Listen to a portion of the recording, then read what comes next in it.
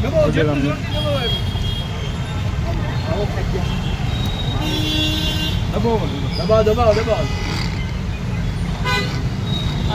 ભાઈ, રસ્તામાં તો અહીંયા તમારી ગાડી નથી.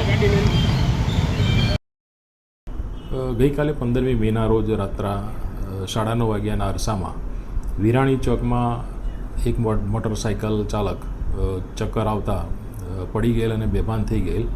દરમિયાન ત્યાં ચોકમાં ફરજ બજાવતા ટ્રાફિક કોન્સ્ટેબલ કેતનસિંહ તથા TRB મહેન્દ્રસિંહ તરત દોડી ગયેલ અને તેમને ભાનમાં લાવવાનો પ્રયત્ન કરતા બેભાન હાલતમાં હોય એમને CPRની ટ્રીટમેન્ટ આપેલી અને એમને ભાનમાં લાવવાનો પ્રયત્ન કરેલો અને તરત જ 108 એમ્બ્યુલન્સ બોલાવી અને તેમને વધારે સારવાર માટે સિવિલ હોસ્પિટલમાં મોકલી આપવામાં આવેલ.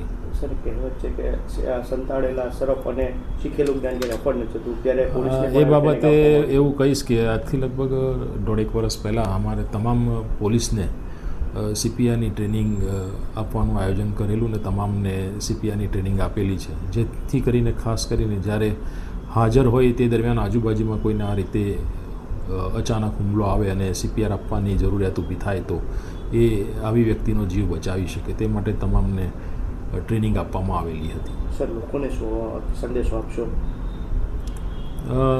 CPRની ટ્રેનિંગ એક સારી છે.